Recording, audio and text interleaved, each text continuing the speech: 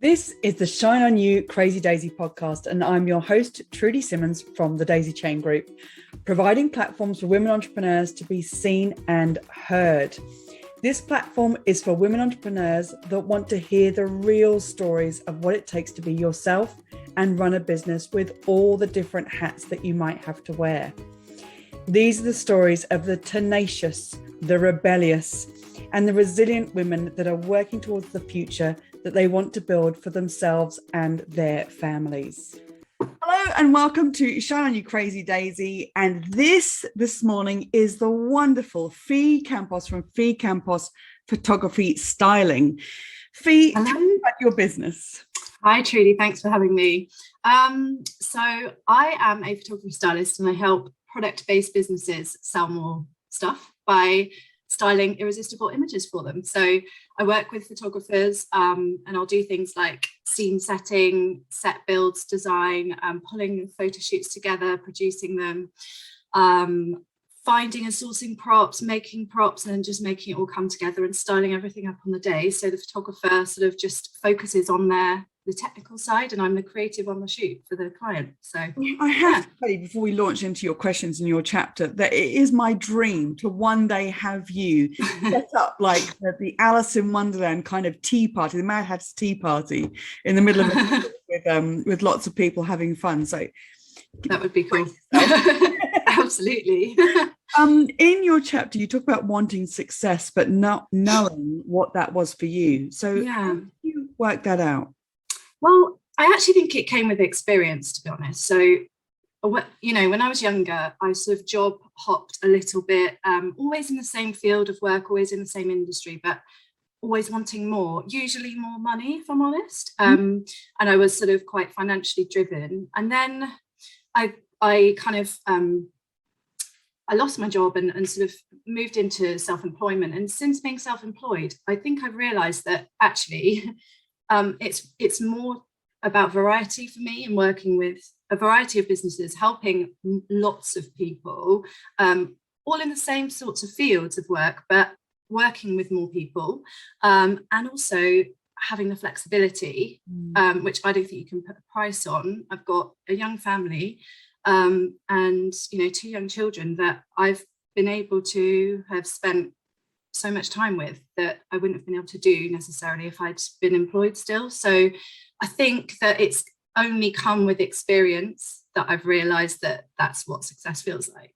I think that's such a wonderful thing to point out to other people as well, because anybody starting out that's listening or watching this, or anybody that's been in business for a while and thinking, why can't I find success? It's being able to realize and ask yourself those questions of, am I supposed to know what that is right now? And if I am, what does it look like? Because otherwise you're always reaching for something that's unattainable. Absolutely. Yeah. And sometimes, you know, I've written over the years, I've been like, oh, should I go back? Should I try and find a job? Should I just, you know, I'd be lying if I said I still don't do that sometimes. I do. But when I list out the pros and cons, it always just feels like time is the biggest thing that you can't sort of, you can't put a price on. And that's what I have at the moment, and I'm able to make time if I want to. And, you know, that's what you can do when you run your own business. Yes, you can. Amazing. You talk about in the chapter about your business working for yourself, starting from a dismal place. Yeah. How did that all start for you?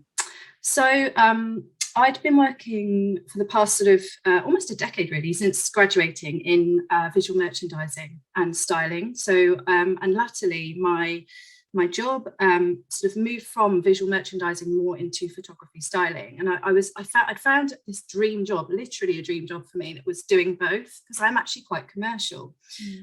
So it had that blend of commercial and creative that I really loved. And I did that for sort of 5 years, and I knew something was up in the business, like, you know, but you just sort of plod on and hope for the best. But one day I literally was called into the office and was made redundant there and then, with no notice, no pay, along with everyone else. And I wasn't, you know, I took it quite badly because I do suffer with anxiety, and that was a bit of a trigger for me. But so I signed up on the dole, the thing is that in the back of my mind, I knew that the job I had didn't really exist in the real world. Like it was this kind of one-off job that I have literally never seen again come up anywhere, because usually the two sections, visual merchandisers and photography, are kept very separate in a company. Right. So it's I knew that. So literally the only thing that I could do was to set up my own business. That was the only way of being able to do what I knew, everything I knew how to do. I mean, in many ways, I felt really appreciative of the fact that I'd always been in that field of work. But in other ways, it's like, but I've never done anything else. What else can I do? So yeah, the fact that I was able to sort of set up and continue with it was amazing. But it did take a lot of digging deep. And so that was it really, just the sort of. Yeah, and I mean, everybody's got their story of being made redundant, being let go from their corporate careers and then starting up their own businesses. But it's that the feeling of being from a dismal place, and especially with the specialties that you have, of not thinking or knowing that can be seen in the real world, but you've been so successful. And I think that what's really interesting is with COVID and the way that everybody was affected in different ways, what you then had to do again, it would seem, is think, crikey, where do I fit now? Because all of yours is prop based and setting up scenes. So what did you do and how did you cope with it? So I was, in a way, it was a bit of a blessing in disguise. We had our second child 2 days before the first lockdown. No. Yeah. So whilst psychologically it was difficult, I was able to distance myself. So when all of my peers in the whole industry for me was sort of going, oh my God, what are we doing? We have to shut, everyone had to stop. We obviously had a baby to sort of look after and a toddler. And so I was sort of able to go, okay, so what's going on here? And by the time I came back into it, I had sort of devised a way of working remotely with people. So I set up some services whereby I provide services, things like prop sourcing and set design for photographers or brands to then do it themselves. They can dial me in on Zoom so I can help from afar. I've done a fair few of those, but actually at the moment it is all in person, and people have gone a bit mad with all that really. So I've been really busy in person. But also knowing in the back of my mind again that, we don't know what's around the corner ever now. I have also been working on a masterclass, and my first one will be launching in January, whereby so that'll be more like a one-to-many rather than a one-to-one basis. So and that'll be online as well. So I'm excited about that too. That's brilliant. And how with the timing, obviously, with having a baby in just before lockdown, but there must be a lot of fear around that as well. But then I suppose you were also set up that you were going to take a few months off, so you kind of had time to be mum to your children and to think about what the future might hold. How you could do the pivot, as we like to say. Yes, absolutely. I do actually think, like I say, it was a bit of a blessing in disguise in a way.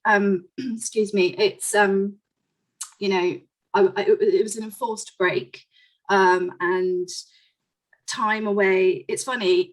This happened when I had my first as well. I kind of get this like real sort of creative streak in me again. It all just sort of flows out, and I started doing some sort of creative stuff just for me as well, which was nice. So it's a difficult balance, but we try.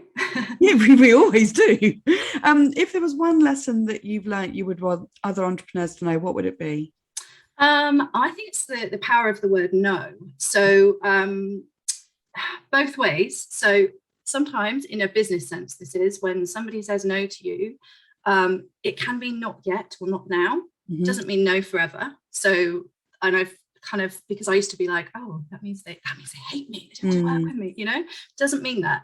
And secondly, is learning to say no to things that don't fit your kind of where you want to be, what your, I don't know what the word is, you know, your vibe, your what you're searching for. And I'm doing more of that now. And we actually had a conversation about this, Trudy, about a year ago in a networking meeting, you and I. And since then, I have been saying no to things that don't fit, and I've kind of I feel good for it. It's good. It kind of feels like you're in control of things, and so it does give you more control to be able to say no.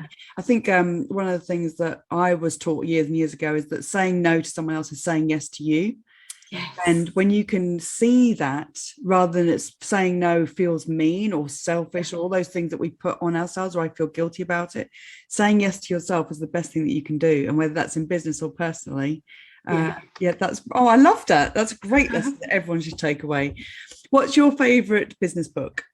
I think it has to be Your Press Release is Breaking My Heart by Janet Murray. So I think it's released a few years ago now, but it's a really great book for just talking about how to write press releases, but also it's about sort of talking. She teaches how to talk about how to get your business out there, but without being really kind of salesy and my business, this, that. This was how to sort of draw out your bits of your personal life that tie in with your business and sort of are interesting to journalists, and also those kind of the things she talks about you can apply to social media posts and things. I just think it's a really valuable book and really well written. It sounds to me like it's about telling your story in a way that attracts exposure. Yes. So, and that in any way that anyone can do that is the best thing that you can do, is involve storytelling, which is what we're doing. Absolutely. Yes. In being able to have the platforms for you to get your business out there in a way that can attract the right people to you. Amazing. Thank you so much for your time, Fi. Thank you for being involved in Shine You Crazy Daisy Volume 3 in the book and the podcast. And good luck with everything. Thank you so much, Trudy. Thanks for having me. Thank you so much for watching the Shine On You Crazy Daisy podcast. If you've liked what you've seen today, then please make sure that you click the subscribe button to this channel to see more inspiration and motivation as more of these stories keep coming out. And if you want even more, click on the link below this video and go and have a look at the series of books Shine On You Crazy Daisy and get even more inspiration and motivation for you and your business.